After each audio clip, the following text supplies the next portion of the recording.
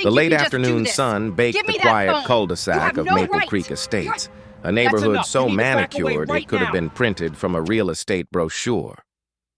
Lawns looked cloned, same shade of green, same lines from the same brand of mower. The kind of place where the HOA wasn't just a committee, it was a religion, and today, that religion was about to meet its heretic. My name's Ethan Walker, 34 years old and a self-employed contractor.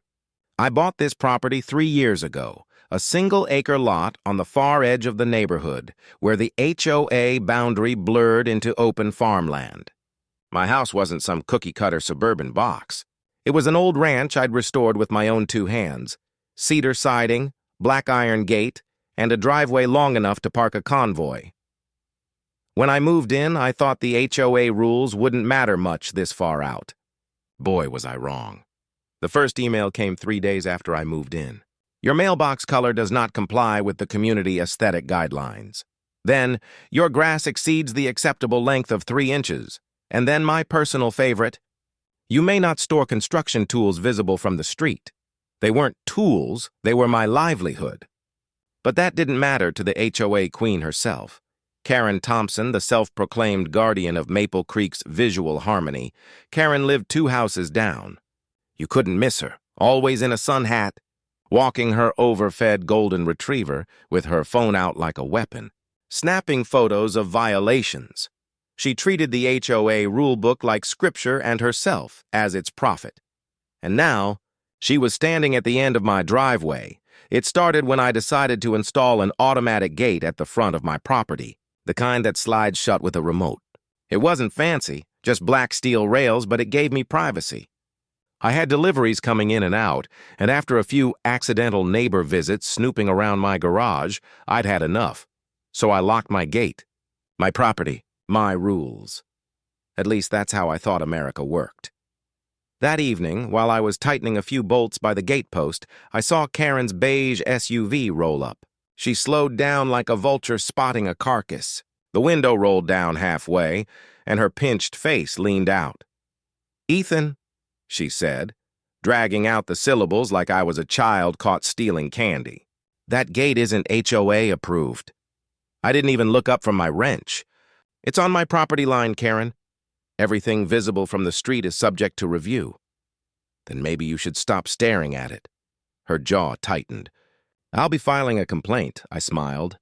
"You do that." She did. By the next morning, I had a warning letter taped to my mailbox. Unauthorized structure, gate. I tore it off and tossed it in the trash. But that was just the opening move. A week passed. The weather turned hotter, and the neighborhood lawn sprinklers hissed like snakes in the dusk. One night, as I grilled steaks on my back porch, I noticed a shadow at the gate.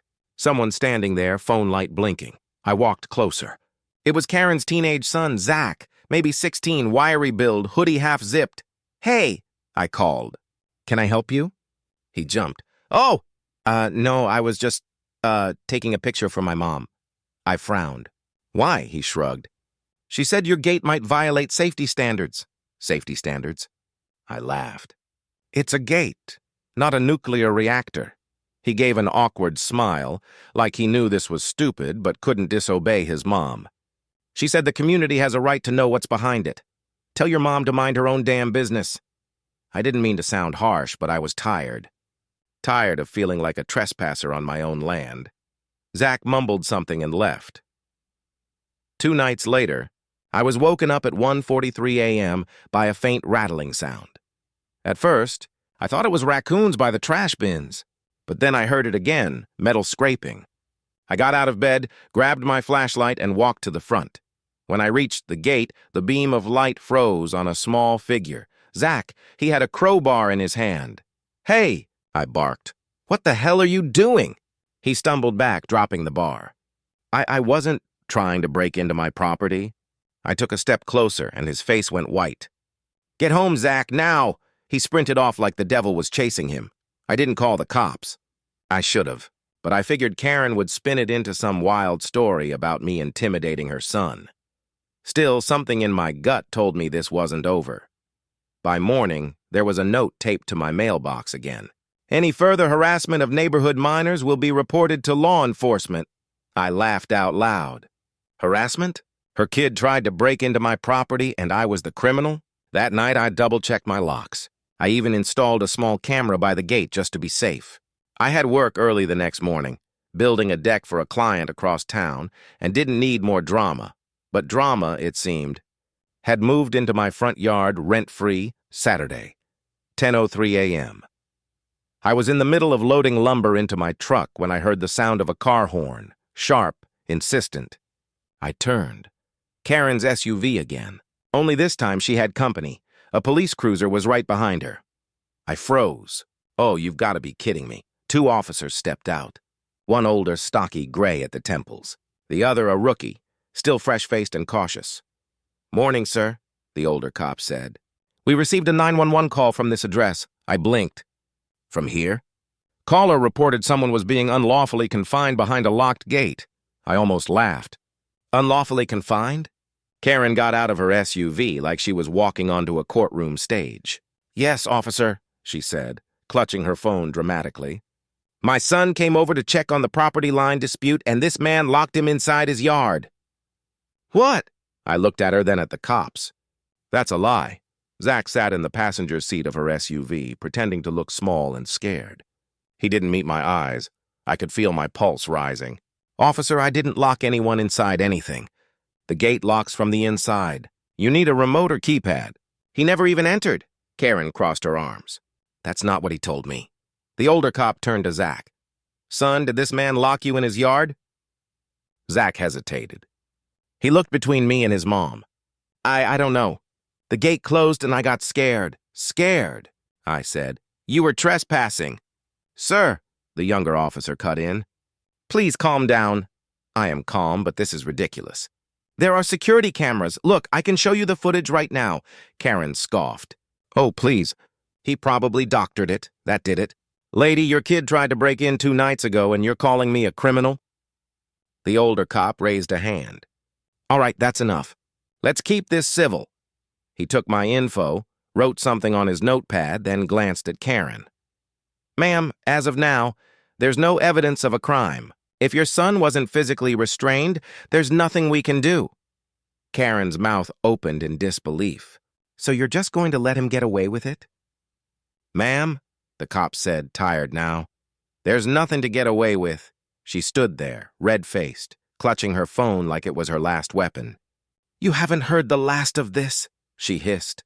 "Looking forward to it," I muttered. When they finally left, I stood there in my driveway, the heat of the day pressing down. The cruiser turned the corner and Karen's SUV followed, slowly, like she was memorizing every inch of my fence. I went inside, poured myself a glass of water, and sat down. My hands were shaking. It wasn't just anger anymore, it was something colder.